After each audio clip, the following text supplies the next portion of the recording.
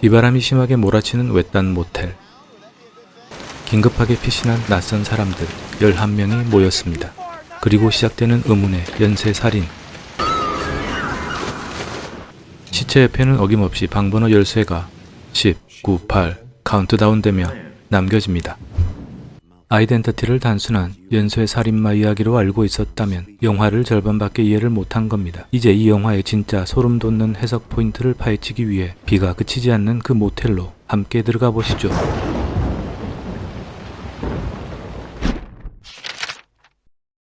Going up the stair, I met a man who wasn't there. I wish he'd go away. 영화 첫 장면에서 말콤이 읊는 거기 없었던 사람을 만났다 라는 시는 100년 전 발표된 안티고니시라는 시의 한 구절로 실제로는 존재하지 않지만 결코 떨쳐낼 수 없는 공포와 망상을 노래합니다.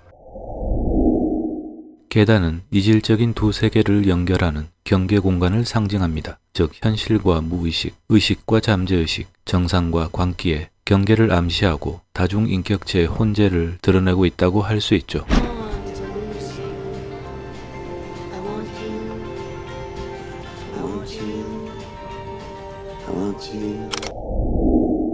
아이덴티티의 모텔에 등장하는 인물들은 현실에 독립된 인간이 아니라 말콤 리버스의 머릿속에서 만들어진 여러 개의 인격들입니다.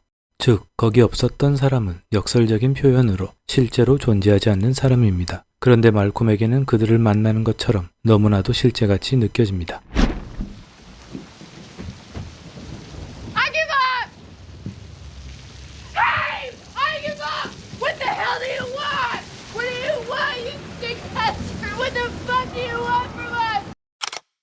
말콤은 자신의 안에 있는 또 다른 인격들을 한편 두려워하기도 하고 없애고 싶어 합니다. 이것은 영화에서 분열된 10명의 캐릭터 중 일부가 다른 캐릭터를 두려워하고 불안했다는 모습에서도 나타나죠.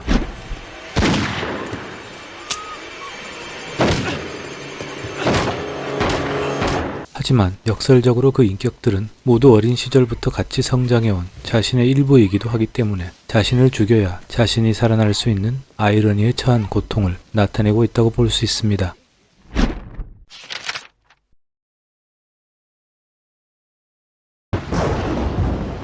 영화 속 폭우 내리는 모텔은 말콤의 혼란스럽고 어두운 정신세계입니다. 이곳에서 벌어지는 연쇄살인은 겉보기에는 타살처럼 보이지만 본질적으로는 자살의 연속입니다. 영화는 이를 아주 흥미로운 방식으로 시각적으로 재현합니다. 모텔의 인격체들이 서로를 의심하고 죽이고 시체를 숨기는 모든 과정은 결국 하나의 뇌 안에서 인격체들이 서로를 파괴하는 과정입니다. 그래서 영화에서는 사람이 죽을 때마다 시체가 흔적도 없이 사라지게 만드는데 이런 귀기한 현상은 물리적 타살이 아닌 정신세계의 인격체가 하나씩 사라지는 과정을 시각적으로 암시하고 있습니다. 또한 시체가 한 명씩 늘 때마다 방 열쇠번호 19, 8처럼 연결되는 장면들은 단순히 살인범의 카운트다운이 아니라 정신과 의사의 치료 프로그램에 의해 하나씩 폐기되는 다중 인격들을 나타내고 있고 인격 분열을 통합하는 치료 과정이 단계적으로 진행되고 있음을 암시하고 있죠. 영화 속 모텔은 사막 한가운데 덩그러니 놓인 섬처럼 묘사됩니다. 주변에는 도시도 마을도 없는데 이런 초현실적 공간은 심리학에서 말하는 리미널 스페이스의 전형적인 모습인데 현재와 과거, 내부와 외부 등의 경계가 섞여 있는 상태를 말합니다. 영화나 게임에서 종종 등장하는 백룸도 사무실 가구는 있는데 사람은 없고 문은 있는데 출구는 없는 이런 경계 공간을 활용해 이질적인 공간을 경험하게 만들기도 하죠. 영화에서도 모텔의 공간이 사실처럼 보이다가 어느 순간 초현실처럼 느껴지고 캐릭터도 진짜 같지만 현실적 존재는 아니고 현실 세계와 말콤의 무의식 사이에 놓인 경계 공간으로서 나타납니다. 모텔 방문을 닫을 때 6호의 번호가 헐거워져 9호로 바뀌는 것도 이런 두 가지 상태의 혼동이 놓인 경계를 암시합니다. 이것은 모텔이 과거 인디언 부족 공동묘지 위에 지어졌다는 것을 보여주는 장면에서 모텔에 머무는 캐릭터들이 실제 살아있는 자가 아님을 암시하는 것에서도 나타납니다. 영화 샤이닝에서도 오버룩 호텔이 인디언 무덤 위에 세워졌다는 설정이 등장하는데 Construction started in 1907. It's finished in 1909. The site is supposed to be located on an Indian burial ground, and I believe 헐리우드 공포 영화에서 고대 아메리칸 원주민의 무덤 위에 세워진 집의 컨셉이 종종 사용되기도 합니다. 그리고 앞서 말콤이 말했던 시에서 거기 없었던 사람을 만났다 라고 한 적이 있죠. 즉 산자도 죽은 자도 아니지만 실제처럼 느껴진다는 의미입니다. As long as she was busy. 바로 모텔은 어린 시절 말콤이 매춘부였던 어머니에게 버림받고 심한 학대를 당했던 트라우마가 시작된 최초의 공간입니다. 트라우마의 원초적 공간이고 10명의 인격체들이 지방령처럼 모텔에 갇힌 것은 말콤이 평생을 바쳐 도망치려 했던 끔찍한 과거의 기억 속에서 그가 결코 벗어나지 못하는 상황을 암시하고 있죠. 폭우와 비바람이 치는 모텔은 도로와 전화선이 끊기고 물이 범람해 진흙탕 천지가 됩니다. 이것은 고립된 모텔처럼 외부의 모든 현실세계 통로와 단절된 말콤의 의식세계를 상징하며 심리적 통제가 불가능함을 암시하고 있습니다. 그리고 비바람 속에 탈출을 시도한 죄수 메이는 분명 모텔에서 멀리 떨어진 창고로 도망쳤지만 그것은 다시 모텔로 바뀌어버리는 장면에서도 물리적인 공간이 아님을 암시하고 있죠.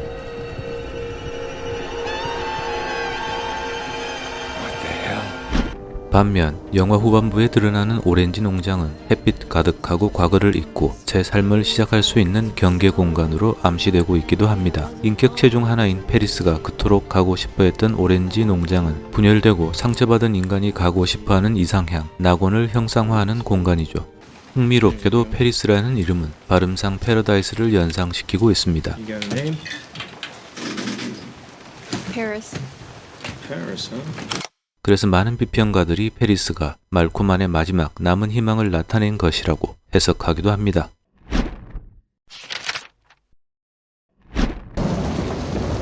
모텔에서 각각의 룸은 10명의 인격체들이 거주하는 공간을 상징하는데 모텔 건물 자체가 말콤의 10개 인격이 결합된 합체된 의식이라면 말콤을 이루고 있는 독립된 인격체들은 각각의 방으로 재현되고 있습니다.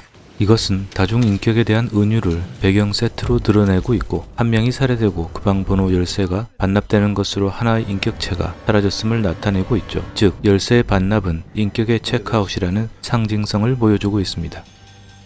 관객은 처음에는 방 열쇠가 발견될 때마다 단순히 범인이 남기는 암호인가 라고 생각하지만 영화가 진행될수록 이것은 사실 정신치료 중에 남아있는 인격의 개수를 세는 카운터에 가까웠다는 것을 깨닫게 됩니다. 그리고 이성적인 인격체 에드워드가 희생한 덕분에 말콤의 인격체 분열 치료는 거의 완성된 듯 보였으나 페리스가 꿈꾸던 이상형 오렌지 농장의 땅 속에서 일반 방 열쇠가 카운터에 반납되지 않은 채 발견되고 맙니다.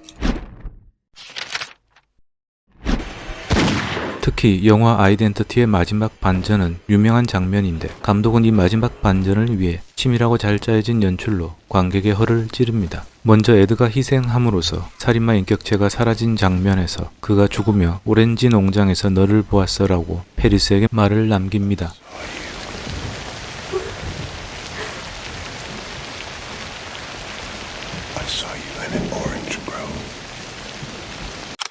이제 악은 처단되었고 선이 승리했다는 카타르시스를 주게 되죠. 유토피아로 상징되는 오렌지 농장에서 마지막 남겨진 희망을 상징하는 페리스가 생존하게 되었다고 안심하게 만들고 이어지는 장면에서 말콤 역시 눈물을 흘리며 뇌파가 안정되는 것을 보여줍니다. 폭우가 그친 모텔에서 드디어 떠나는 페리스와 평온해진 말콤의 좌우 비교 쇼트를 통해 이제 그에게 위험한 인격체가 남아있지 않음을 강조합니다. 의사들도 정신치료가 성공했다고 확신하며 판사도 사형 집행을 취소하고 말콤을 치료시설로 돌려보내면서 관객들도 카타르시스를 느끼며 이 가짜 해피엔딩에 빠져들게 되죠. 심지어 페리스가 오렌지 농장에서 노래를 부르고 같이 따라 부르는 말콤, 정말 치료가 잘 된 듯 보입니다. I want you so. 그런데 페리스가 오렌지 나무 아래 흙을 파는 순간 아직 반납되지 않았던 일반방 열쇠가 나타납니다. 여기서 흙을 파헤치는 행동은 아직 묻혀서 드러나지 않은 최초의 트라우마와 무의식을 파묘하는 순간이 됩니다. 뭐가 나왔다고 거기서 겁나 험한 게. 심리학적인 측면에서 지하나 동굴, 땅속, 흙은 숨겨진 집단 무의식을 상징할 수 있죠.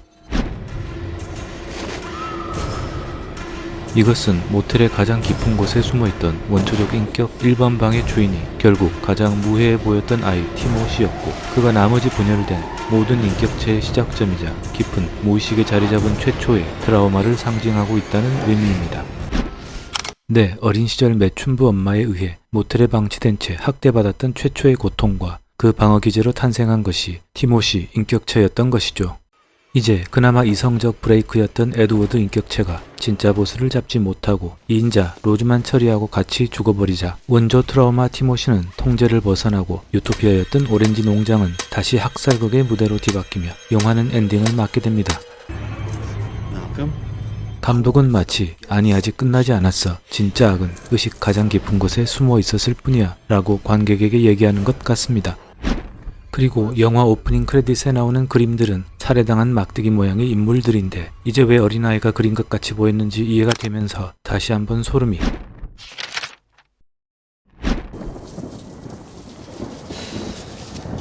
Virginia, Louisiana. Virginia, Louisiana. Carolina. Paris, Nevada. 아이덴티티에서 에드워드는 모텔에 있는 모든 사람의 이름이 마치 소설 속 등장인물처럼 미국의 주 이름에서 따온 것임을 깨닫습니다. 그리고 모두 5월 10일생인데 왜냐하면 모두 말콤의 분열된 인격체들이기 때문이죠. 그래서 영화 인트로 장면에서 말콤이 지도를 오려서 만든 사람들이 나오는데 바로 분열된 인격체들의 이름의 유래를 암시하고 있습니다.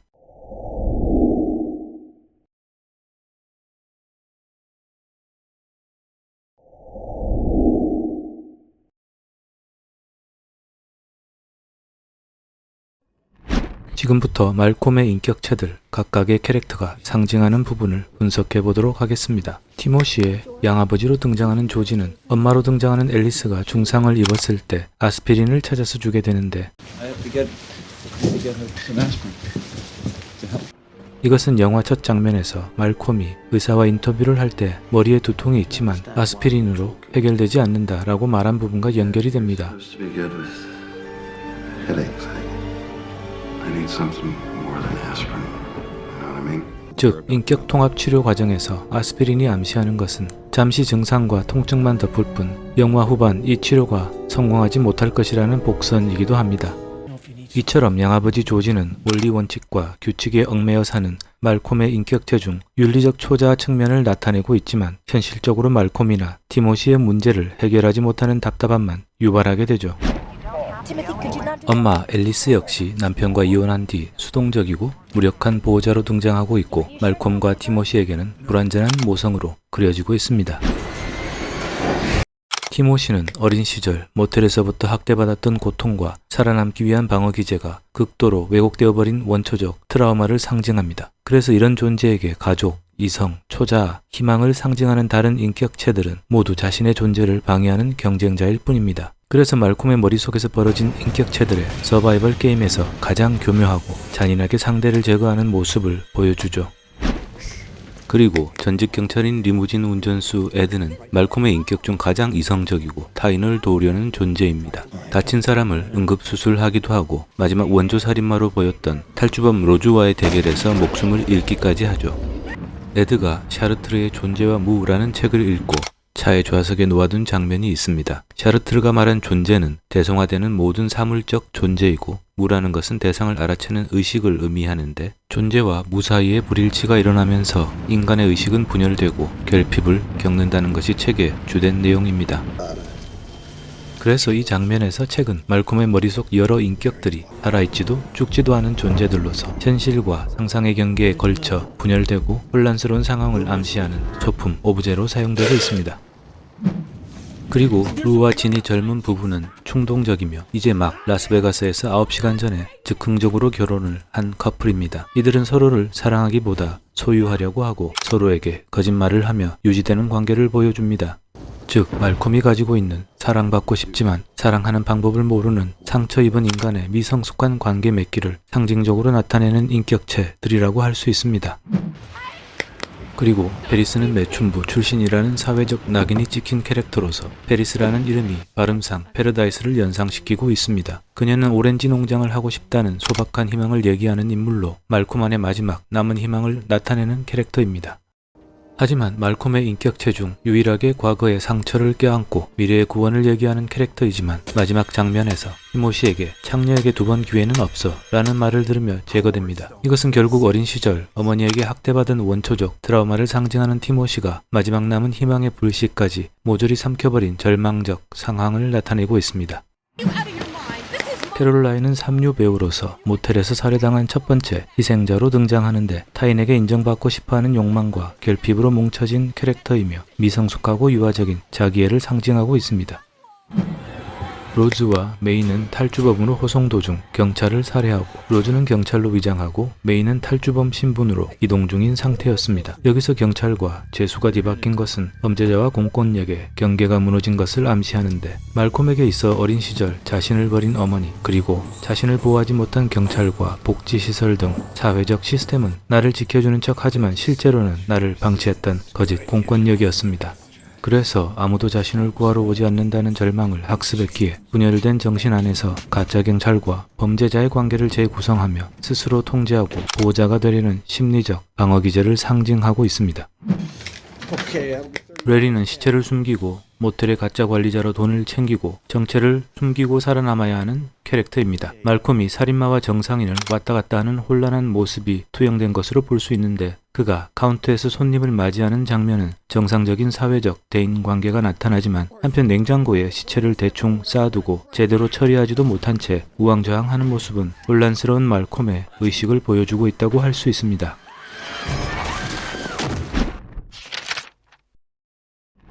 아이덴티티는 아가사 크리스티의 1939년 소설 그리고 아무도 없었다에서 영감을 받아 독창적으로 해석한 작품이라고 할 수 있습니다. 소설에서 10명의 사람들이 섬에 초대받아 한 명씩 살해당하는 내용이 영화에서 말콤의 분열된 인격체들의 살인으로 재해석되어 나타납니다. 그리고 영화사적으로 다중인격이나 인격 분열을 주제로 한 것은 1886년 출판된 지킬 박사와 하이드 소설을 원작으로 만든 영화 시리즈로 알려져 있습니다. 1912년, 1920년, 1931년, 1941년 등 반복되어 제작된 지킬 박사와 하이드는 하나의 육체의 2사람의 인격을 다룬 최초의 영화입니다. 이후 괴물이 아닌 사람의 다중인격을 다룬 최초의 영화 이브의 새 얼굴이 1957년도 개봉되는데 실화를 바탕으로 제작되어 화제가 되었던 영화이기도 하죠. 얌전하고 내성적인 이브 화이트, 바람둥이 사교계 파티걸인 이브 블랙, 그리고 맨 마지막 모습을 드러내는 이성적 인격체 제인까지 해리성 장애를 겪는 인물이 등장합니다.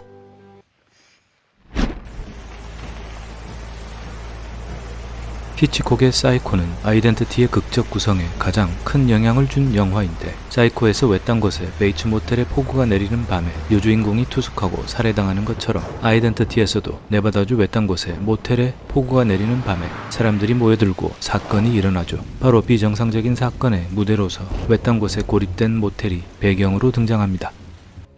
또한 사이코의 남자 주인공 노먼은 어머니를 살해한 뒤 죄책감과 집착으로 자신의 내면에 어머니 인격체를 만들어내게 되는데 당시로서는 충격적인 스토리였으며 Bates no longer exists. He only half existed to begin with. And now, the other half has taken over. 아이덴티티에서는 사이코의 다중인격 플롯을 더 확장하여 말콤의 인격체들로 그 영향력이 이어지게 됩니다. 에드워드 노턴의 데뷔작으로 영화에서 다중인격을 신들린 것처럼 연기해 단숨에 스타 반열에 오르게 했던 프라이멀 피어도 아이덴티티에 영향을 주었습니다. 해리성 장애를 가진 것처럼 위장하여 판사, 검사, 그리고 자신의 변호사까지 감쪽같이 속이는 내용의 영화이죠. 파이트클럽에서도 인격 분열된 정신 상태를 처음에는 현실 사건처럼 보여줍니다. 상상의 모텔 대신 페이퍼 스트리트가 나오는데 지도상에 존재하지만 실제 현실에는 없는 도로를 의미합니다. 즉 주인공 잭과 타일러가 걸어가는 거리 자체가 현실이 아니라는 암시입니다. 그리고 비행기 안에서 똑같은 가방을 가지고 있고 잭이 타일러를 만나기 전부터 그는 여러 장면에서 1프레임 길이로 유령처럼 플래시되고 사라집니다.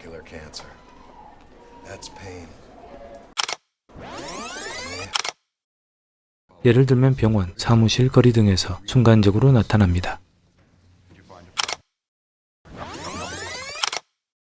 그리고 CCTV에 비친 모습이 잭 혼자만 나온다는 점이 머릿속의 상상이 만들어낸 일이라는 것을 암시하죠. 아이덴티티는 이후에 개봉된 시크릿 윈도우, It's the ending. It's the most important part of the story. 셔터 아일랜드, You're hereby required to surrender your firearms. We are duly appointed federal marshals. 블랙 스완, The only person standing in your way is you. 23, 아이덴티티 등의 다중인격을 주제로 한 영화들에게 많은 영향을 주게 됩니다. 다만 이제는 다중인격이 너무 흔한 주제로 다루다 보니 다소 클리셰가 된 부분도 없지는 않으나 구경났어? 너도 죽고 싶어?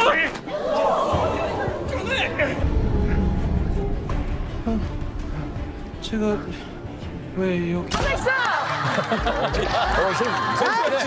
송수현 씨, 세 명의 인격이 있네. 천성임의 인격이 있고 송지호 있고 송수현 씨예요 이게? 2000년 당시 아이덴티티는 해리성 장애를 현실과 환상, 분열된 자아와 왜곡된 인식과 결합하고 탐구하는 흐름을 주도했던 영화죠. 개봉 당시에도 흥행에 성공했던 작품이었는데 시간이 지날수록 재평가받아 심리 스릴러의 수작으로 자리매김하였고, 특히 전직 경찰 역의 존 쿠삭, 탈주범이지만 가짜 경찰로 위장한 레이 리오타, 콜걸 페리스 역의 아만다 피트 등 연기파 배우들의 몰입감 최고의 수준 높은 연기도 영화의 평가를 높였습니다. 많은 사람들이 아이덴티티를 연쇄 살인마 스토리로 알고 있지만 영화는 단순히 누가 범인인가를 묻는 고전적 추리, 내러티브를 넘어 아가사 크리스트식 무대를 한 인간의 뇌 속으로 옮겨와 10개의 인격체들이 벌이는 타살이자 동시에 자살이라는 기묘한 서바이벌 스릴러로 완성됩니다. Yesterday upon the stair I met a man who hasn't subscribed yet. He wasn't there again today. I wish he'd hit the subscribe today.